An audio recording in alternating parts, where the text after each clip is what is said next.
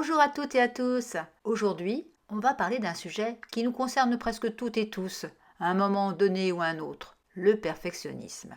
Ce besoin de faire parfaitement les choses, de ne jamais se tromper, d'être irréprochable. Et si je vous disais que vouloir être parfait pourrait en réalité vous empêcher de progresser, que plus vous cherchez à tout bien faire du premier coup, plus vous risquez de ne jamais rien terminer. Et pourtant, on continue à viser la perfection. Pourquoi ? Parce qu'on confond souvent perfection et excellence.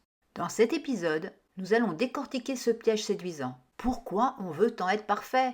Ce que ça dit de nous et surtout à quel prix. Ouvrons les yeux sur cette obsession qui nous colle à la peau. Go pour une petite autopsie de notre obsession collective, la perfection.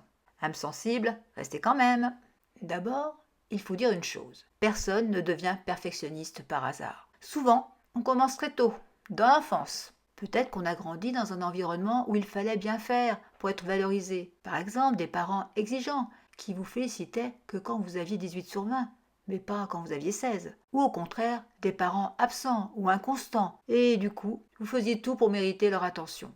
Le perfectionnisme devient alors une stratégie inconsciente. Si je suis irréprochable, je ne serai pas rejeté. Si je réussis tout, je serai aimé. On pourrait croire que c'est juste un besoin de rigueur, mais non. C'est souvent un besoin d'amour ou de reconnaissance mal traduit. Et puis, il y a la peur de l'échec. Être imparfait, c'est faire une erreur.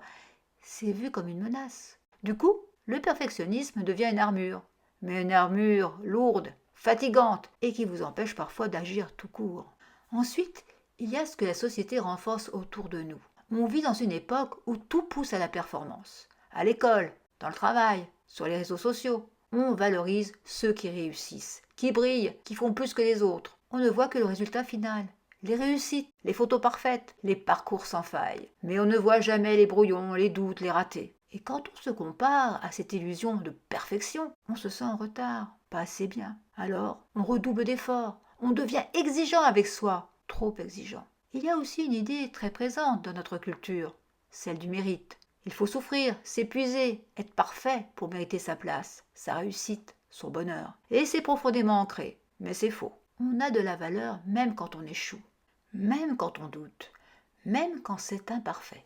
Chercher la perfection peut sembler noble, mais en réalité, c'est souvent un piège qui freine l'action et la réussite. Voilà pourquoi, quand on veut que tout soit parfait, on repousse souvent le moment de commencer ou de finir. On s'acharne à peaufiner les détails en oubliant l'essentiel. Et ce temps passé à ajuster sans fin ne mène pas toujours à de meilleurs résultats, mais à de l'inaction. La procrastination s'installe.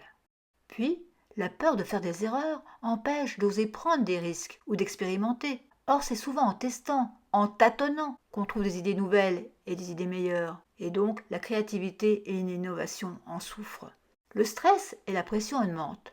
En effet, le perfectionnisme est une source importante de stress et d'épuisement mental. Chercher à tout contrôler crée un sentiment d'insatisfaction constante qui peut mener au burn-out. Et, en voulant trop bien faire, on peut manquer des moments clés pour agir ou communiquer. Une version assez bonne, livrée à temps, vaut souvent mieux qu'une version parfaite, entre guillemets, qui arrive trop tard. Et on passe souvent à côté d'opportunités. Et enfin, ironiquement, viser la perfection peut parfois dégrader la qualité globale. Trop d'ajustements compliquent le processus, créent la confusion et font perdre de vue l'objectif principal. Pour résumer, on pourrait dire que le perfectionnisme est le meilleur moyen d'échouer. La perfection, c'est une cage dorée, brillante de l'extérieur, mais étouffante de l'intérieur. Alors rappelez-vous, viser la perfection, c'est courir après un mirage. Mais avancer, créer, oser malgré l'imperfection, c'est ça qui nous rend profondément humains. Alors la prochaine fois que la petite voix du « pas assez » se fait entendre, répondez-lui simplement « et si, justement, c'était assez ?» L'imperfection est une porte vers l'authenticité et la créativité, et surtout vers une vie qui nous ressemble vraiment. Alors ne cherchez pas à être parfait, cherchez à être vrai. Dans notre prochain épisode, nous parlerons de l'alternative à la perfection. C'est l'excellence, la voie qui nous tire vers le haut sans nous enchaîner. Je vous donne donc rendez-vous très bientôt pour explorer ensemble cette différence qui change tout.